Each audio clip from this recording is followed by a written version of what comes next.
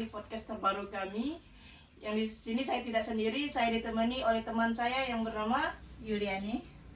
Podcast ini bertujuan untuk Memenuhi mata kuliah dosen kami Andri Kuswara SHMH pada mata kuliah Hukum dan HAM. Nah teman-teman, pada podcast kali ini kami akan membahas tentang cinta atau duka. Di podcast ini yang lebih terperincinya yaitu tentang perspektif HAM dalam konflik rumah tangga. Waduh, pasti banyak kan yang tahu tentang konflik-konflik dalam rumah tangganya, Terutama ibu-ibu terutama ibu-ibu kan. Betul sekali. Nah, perlu kita ketahui bahwa rumah tempat yang seharusnya menjadi ruang aman dan penuh cinta, tapi terkadang juga menjadi arena konflik yang melukai fisik, mental hingga melanggar hak asasi manusia. Dalam podcast kali ini kita akan bahas sisi gelap yang jarang terungkap. Bagaimana pelanggaran HAM dapat terjadi di lingkungan keluarga, rumah tangga, dan apa dampaknya bagi individu dan keluarga. Ngomong-ngomong, Bu Yuli, bagaimana sih HAM dalam rumah tangga itu bentuk-bentuknya? Pelanggaran HAM dalam rumah tangga bisa bermacam-macam bentuknya, dari kekerasan fisik hingga kekerasan emosional, dari kontrol keuangan hingga eksploitasi seksual. Semua ini tidak hanya melanggar hukum, tetapi juga menghancurkan martabat dan nilai kemanusiaan. Ironisnya, banyak korban yang milih diam baik karena rasa malu, ketergantungan atau ketakutan terhadap stigma sosial. Pelanggaran HAM tidak mengenal usia, gender maupun status sosial. Kita juga akan berbicara tentang peran keluarga, masyarakat, dan negara dalam melindungi hak-hak asasi setiap individu di dalam rumah tangga. Topik ini bukan hanya tentang mereka yang menjadi korban, tetapi tentang kita semua. Setiap orang memiliki tanggung jawab untuk menciptakan lingkungan rumah tangga yang menghormati hak asasi manusia. Tuh kan teman-teman, dalam kan topik kami tentang rumah tangga, tentang ibu-ibu, tentang kekerasan emosional dan kekerasan lainnya.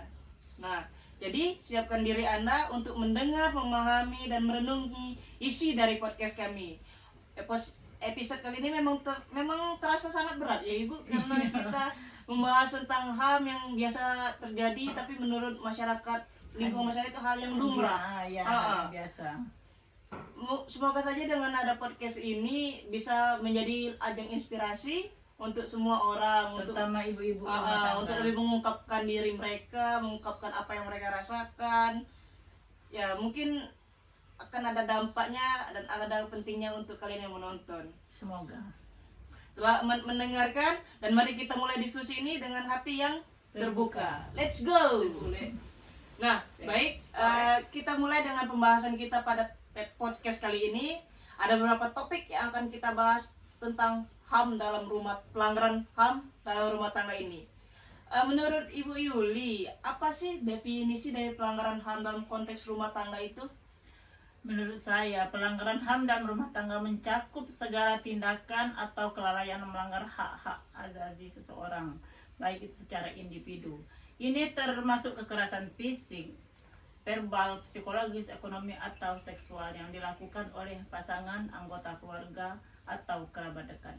Pelanggaran ini sih sebenarnya tidak hanya merusak martabat manusia, tetapi juga melanggar hukum yang berlaku terutama mental bagi seorang ibu. Kan di masyarakat itu suka terjadinya kekerasan. Bagaimana sih cara kita mengidentifikasi bahwa itu bentuk dari pelanggaran HAM dalam rumah tangga? Oke, pelanggaran HAM sering terlihat dari tanda-tanda seperti kontrol berlebihan terhadap pasangan, ancaman, pemukulan, atau pengucilan sosial. Pada tingkat yang lebih halus, pelanggaran ini bisa berupa manipulasi emosional, pengabaian kebutuhan dasar, atau eksploitasi finansial. Mengamati perubahan perilaku korban seperti rasa takut berlebihan, kecemasan, atau isolasi sosial juga dapat menjadi indikator bagi seseorang. Dari penjelasan tadi itu tentang ada yang finansial ya. Ya finansial tuh memang menjadi hal yang utama sepertinya. Mengapa pelanggaran itu bisa terjadi kan dalam rumah tangga itu kan? Salah satu faktor utamanya seperti ketimpangan kekuasaan baik secara budaya, ekonomi maupun psikologis. Selain itu, norma sosial yang menganggap konflik rumah tangga sebagai urusan privat atau pribadi sering membuat kasus ini tidak dilaporkan, atau ketidaktahuan atau hak-hak hukum yang menjadi penyebab mengapa banyak korban lebih memilih diam, mungkin lebih ketimbang dia memikirkan sendiri daripada mengungkapkan dengan orang lain. Dia merasa malu atau merasa dikucilkan di lingkungan masyarakat, jadi dia lebih memilih untuk lebih baik aku diam daripada dibilang oh ibu itu dilakukan kekerasan oleh suaminya atau pasangannya gitu. Sehingga itu kan nantinya akan berdampak lebih negatif ke anak-anak juga kan. Anak-anak juga merasa nantinya akan merasa oh orang tua aku selalu ribut kan. Gimana perasaan mereka itu, lebih baik memilih, lebih banyak-banyak ibu yang memilih diam dan terus melanjutkannya. Tapi kan secara kalau dipendam seperti itu, emosional mereka secara apa ya, kalau kata anak muda tuh emosional tuh lebih terkikis, mental heal.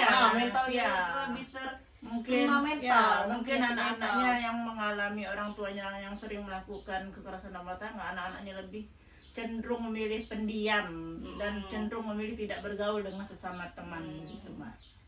Padahal kan kita tidak boleh memandang dalam hal tersebut tuh memandang seperti itu. Manusia itu kan sama. Iya, mungkin menurut yang melihat di sekitar mungkin itu sekitar biasa, hal kan? biasa. Tapi bagi yang mengalami si korban itu merupakan dampak negatif bagi mereka gitu, terutama anak-anak yang masih di bawah umur gitu.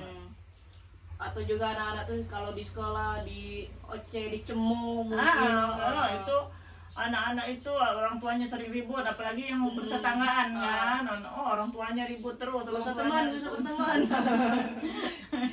Sian kan dampaknya terhadap dampaknya memang lebih ke anak sih yang patut sih banyak ibu-ibu yang memilih diam. Ya, ibu-ibu itu dia memilih lebih tidak usahlah diungkapkan biar jadi tanggungan sendiri kan, biar keluarga tidak rusak ke depannya, anak-anak sudah biarlah tidak apa-apa gitu. Tapi kan dari pelanggaran HAM ini kan terdapat dampak bagi mereka, kan baik itu dampak pendek dan atau jangka panjang dari pelanggaran HAM pada korban terutama kan pasti ada dampaknya.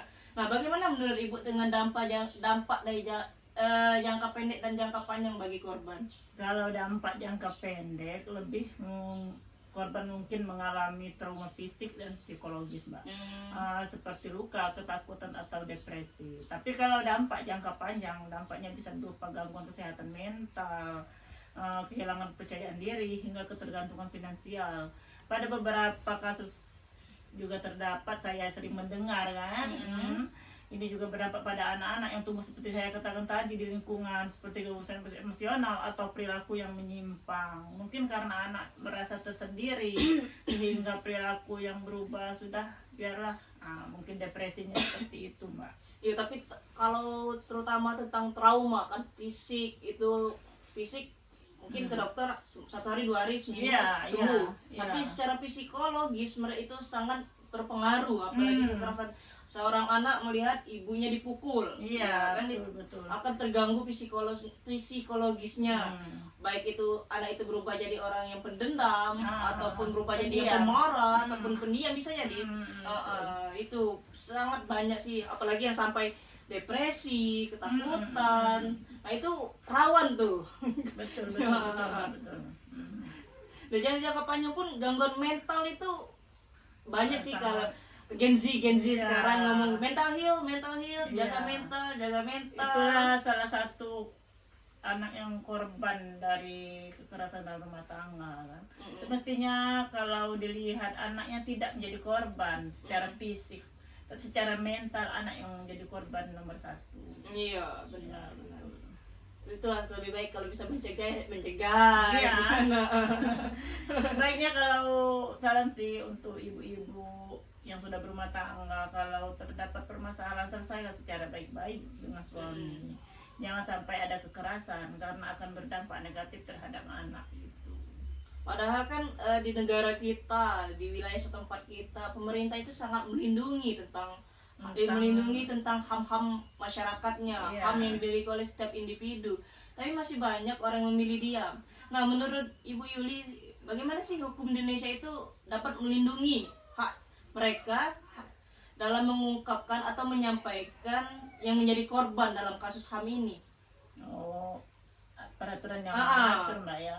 Yang setahu saya atau seingat saya di Indonesia perlindungan hukum untuk korban kekerasan dalam rumah tangga itu diatur dalam Undang-Undang Nomor 23 Tahun 2004 tentang penghapusan kekerasan dalam rumah tangga atau KDRT.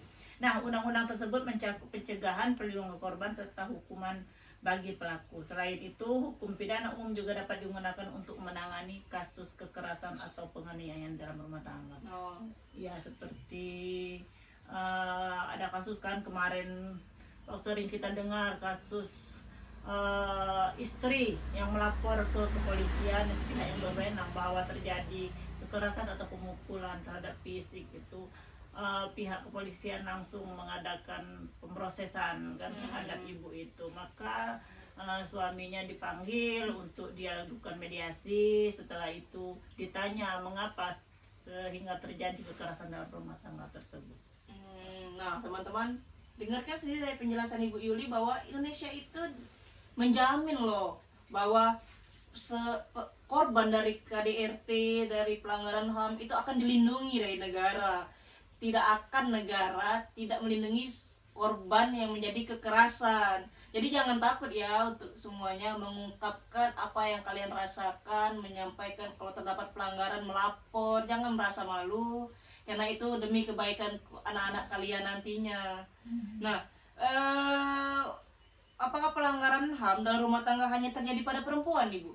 Kalau pengetahuan saya sih tidak hanya perempuan. Karena perempuan itu kan Iya, lemah kan sudah menjadi, kalau saya salah sih kontrak perempuan itu makhluk yang lemah. Iya. Tidak juga semua perempuan, tidak mayoritas korban itu perempuan. Laki-laki juga bisa loh menjadi korban kekerasan pelanggaran HAM dalam rumah tangga. Anak-anak, orang tua lanjut usia, bahkan pasangan sesama jenis pun dapat mengalami pelanggaran ini.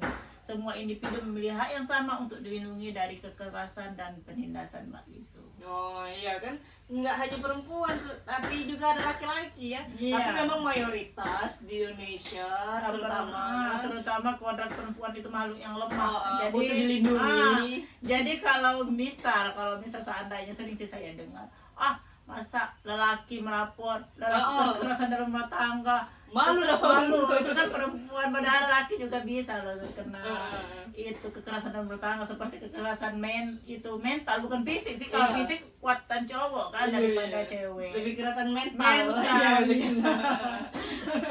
Kalau fisik mungkin dia malu soal suami dipukul istri.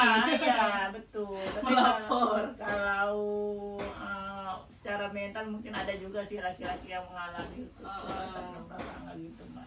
Adapun anak-anak juga yang menjadi korban kekerasan, eksploitasi. Iya betul. Bahkan ada juga dari beberapa kasus kan seorang anak disuruh untuk mencari uang. Iya waktu betul. SD, masih sekolah kan. Termasuk kekerasan terhadap anak sih, walaupun tidak secara fisik, secara mental. Anak sudah belum masa cukup umurnya sudah disuruh bekerja. Ada yang gimana ya, pokoknya melanggar hak mereka sebagai anak-anak. Kan seharusnya anak-anak umuran seperti itu kan belajar, mencari ilmu, betul. bermain, tidur siang kan. Disuruh mencari uang. Ini ironis sekali. Nah, ada nggak sih peran masyarakat dalam mencegah dan menangani pelanggaran HAM dalam rumah tangga ini? Sebenarnya sih kalau bagi masyarakat sehingga dapat berperan dalam cara memberikan dukungan moral kepada korban, melaporkan tindakan pelanggaran kepada pihak berwenang dan tidak mengabaikan tanda-tanda kekerasan. Edukasi mengenai hak asasi manusia dan kesetaraan gender juga penting untuk membuat norma sosial yang mendukung kekerasan. Salah satu peran masyarakat dalam mencegah terjadinya HAM dalam rumah tangga itu dengan salah satu misalnya tetangga kan, tetangga ada kejadian ribut misalnya suami istri, sebenarnya kita sebagai tetangga tuh boleh loh kalau mendengar juga atau menegur sehingga tidak terjadi berakibat kekerasan dalam rumah tangga gitu, Mbak. Tapi kebanyakan masyarakat ini kalau sudah sekitar rumah tuh biarlah itu urusan rumah tangga ya, privasi mereka. Gitu. Tapi mereka nggak tahu apa sih dampak yang akan timbul, sehingga kalau sering dibiarkan, kasihan juga terhadap anak-anak. Iya sih, banyak orang lebih memilih bungkam kan, Iya, tetangga bungkam. sekitar tuh. Mungkin mereka bilang itu urusan mereka, Saya nggak usah ikut saya nggak campur. campur gitu. Karena kasihan juga kalau saling pukul. Iya, kebanyakan itu. Lebih ke- Apa salahnya kita memisahkan Iya, ataupun menegur. Kalau dengan di- omongan? Iya, kan? kalau misalnya sih nggak mungkin Mbak orang itu ribut suami istri, sudah nggak mungkin Iya, kan, oke. pasti sudah dimalukan, didengar orang gitu, sehingga kekerasan dalam rumah tangga itu berkurang kalau masyarakatnya turut berperan gitu Mbak. Jadi peran masyarakat itu sangat penting terhadap pencegahan kekerasan dalam rumah tangga Iya, itu, itu Mbak. dukungan moral. Ya, itu dukungan moral terlebih-lebih kan. Karena Iya. kita hidup bermasyarakat harus saling mendukung. Iya, betul. Harus saling memberi nasihat. Nggak bisa kita urusan kamu, urusan aku, urusan aku. Iya, Nggak bisa juga namanya kita hidup bertetangga, kita kan hidup manusia yang sosial. Manusia saling membutuhkan. Iya, benar. Nah, kita lanjut nih. Dari beberapa kasus kekerasan dalam rumah tangga itu kan ada yang namanya konseling kan. Iya, Nah, iya. nah, bagaimana menurut pendapat Ibu konseling tersebut dalam mengatasi konflik rumah tangga tersebut? Sebenarnya konseling sih dapat membantu korban dan pelaku memahami akar konflik, memperbaiki komunikasi dan mencari solusi yang adil. Untuk korban, konseling dapat menjadi sarana penyembuhan dari trauma, sedangkan untuk pelaku ini bisa menjadi langkah awal untuk mengubah perilaku destruktif mereka. Konseling sih sebenarnya lebih, kalau saya melihat sih, menurut pendapat saya, konseling itu lebih dibutuhkan bagi si korban. Jadi konseling ini cukup berperan ya dalam Iya, menghadapi konseling sebenarnya dalam cukup berperan. menangani konflik rumah tangga, Iya. terutama yang sudah sangat-sangat tidak bisa Iya, ditoleransi betul, kan. betul. Mungkin seseorang dengan konseling, korban bisa jadi teman, ada teman cerita, teman curhat. Iya, betul. Ya, kembali Tapi lagi seben- banyak korban yang milih diam Iya. kan, daripada berkonsultasi, Iya. berkonseling. Tapi saya yakin ibu-ibu zaman sekarang tuh Zaman sudah- now. sudah lebih pintarnya, sudah Lebih melek Iya. teknologi, melek tentang hukum. jangan kan. dikit-dikit kekerasan rumah tangga lapor pihak yang berwenang. Kita kan sudah ada aturan tadi, iya. sudah ada pihak yang menangani. Jadi bagi ibu-ibu kekerasan rumah tangga itu diharapkan jangan sampai terjadi lagi gitu Mbak. Benar. Lebih meminimalisir kan. Iya, lebih minimalisir lagi. Banyak korban tetap milih diam kan atau bertahan dalam hubungan yang berbahaya. Itu berbahaya nggak Mbak? Soalnya karena banyak milih korban milih diam kan, tidak berbicara. Sebenarnya itu sangat berbahaya tidak sih?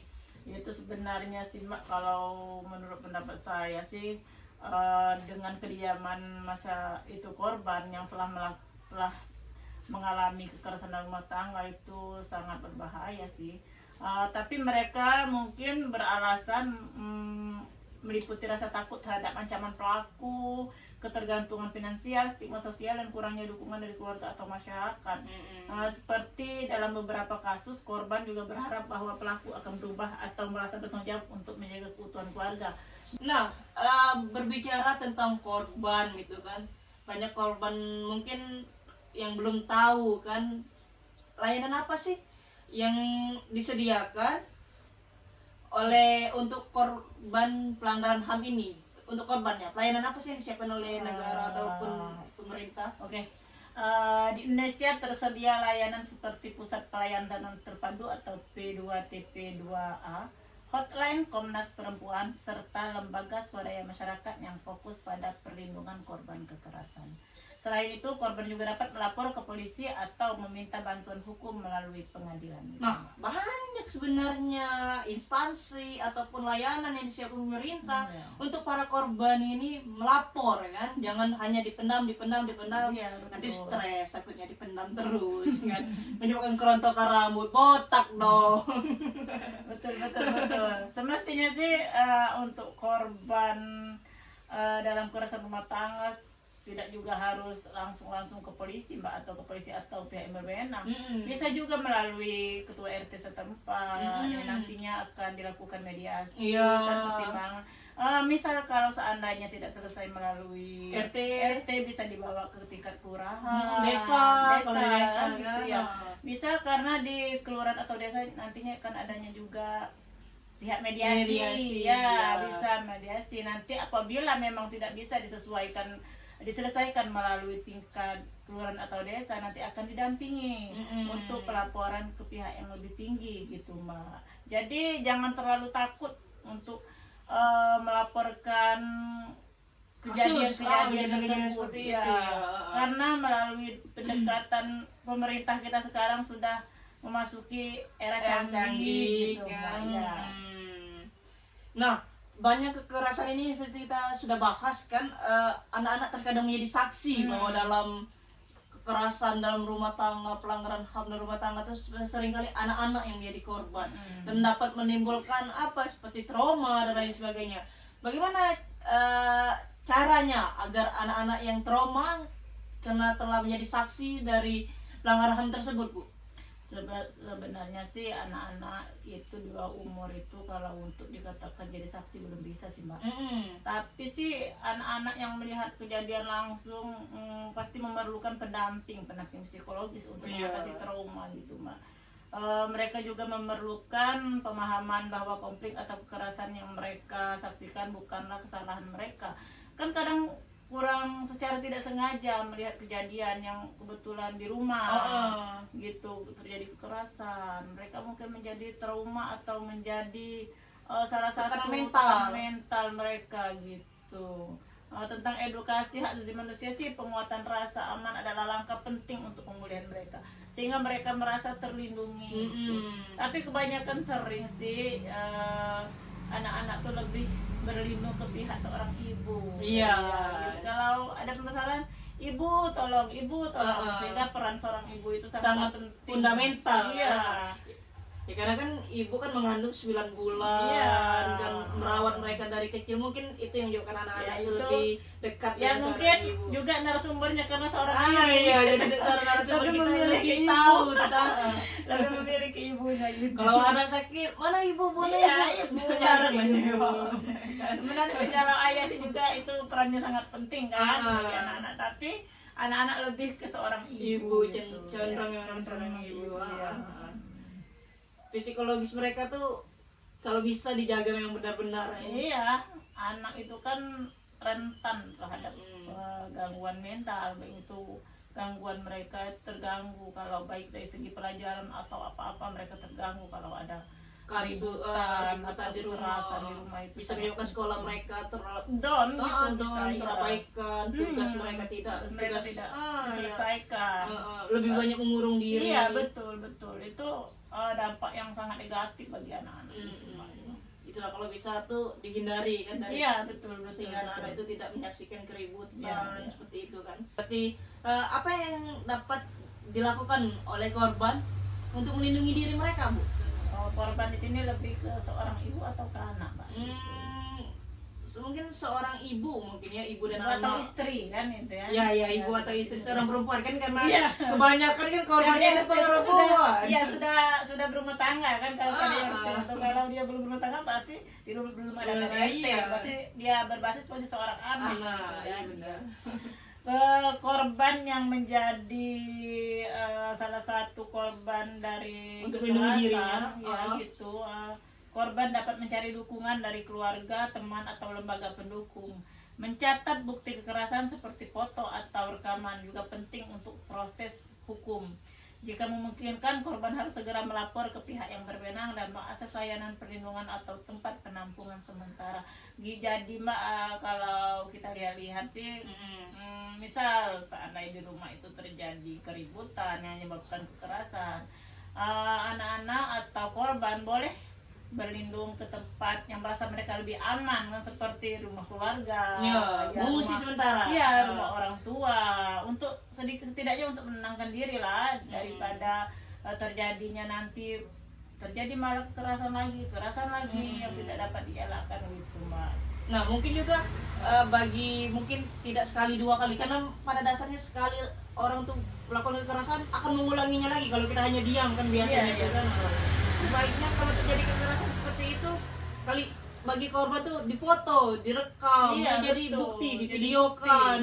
Itu merupakan salah satu akses untuk kepolisian atau pihak yang berwenang bahwa memang betul itu adanya pelanggaran terhadap rumah tangga itu. Jadi foto, tapi mak kalau kita lihat kalau waktu terjadi kekerasan tersebut tidak memungkinkan untuk mengambil video ataupun foto. Itu kan sering sudah nggak penting gitu. Yang penting kalau lagi ribut permasalahan yang ada kekerasan dalam rumah tangga, sudah yang pentingnya kita melapor, melapor ya. Apalagi sudah ada secara lebam biru atau biru itu dipoto ya, ada bukti ya. Ya.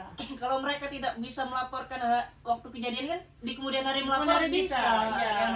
Itu mungkin sih kalau ibu-ibu melihat belum secara berpikir jauh kan? Ya, mungkin kalau untuk dijadikan bahan bukti itu mungkin kekerasannya sudah keterlaluan, sudah kelewatan batas.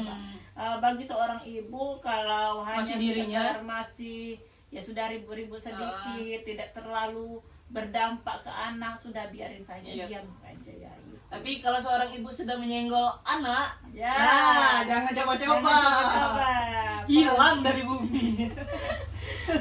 Ibu itu memang luar biasa kalau sudah masalah anak di nomor 1 kan itu. Iya. Nah, ngomong-ngomong di wilayah kita ini, ada nggak sih Mbak, khususnya di Kabupaten Banyasin ini kan, ada nggak sih lembaga yang melindungi HAM untuk perempuan dan anak? Seperti saya katakan tadi Mbak, di kita sudah perempuan dan anak itu sudah dilindungi, salah satu itu dinas seperti Dinas Pemberdayaan Perempuan dan Anak di PPA Kabupaten Banyasin, yang saat ini juga berperan dalam kasus masalah kekerasan rumah tangga dan anak gitu, anak itu.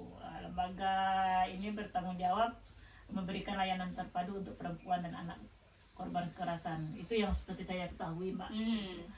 Karena saya sudah mendengar dari beberapa orang sih yang berbicara bahwa dinas tersebut cukup melindungi anak-anak, HAM perempuan, beberapa perempuan dan anak itu dilindungi di situ. Jadi jika ada kejadian yang dialami oleh anak di bawah umur itu akan langsung kita lanjuti oleh dinas tersebut. Berarti untuk warga di sekitar Musi Banyasin atau di dalam daerah Musi Banyasin bisa kok langsung lapor ke dinas DPPA ya, dinas DPPA terdekat yang ada di Kabupaten Musi Banyasin. Jangan takut kalau terdapat kekerasan, langsung lapor. Dari pembahasan kita nih Bu tentang HAM, konflik HAM dalam rumah tangga, pelanggaran HAM gitu kan yang kita bahas. Ada nggak sih pesan-pesan untuk yang nonton bagi mereka agar mencegah terjadinya peningkatan kasus HAM ini di lingkungan rumah tangga?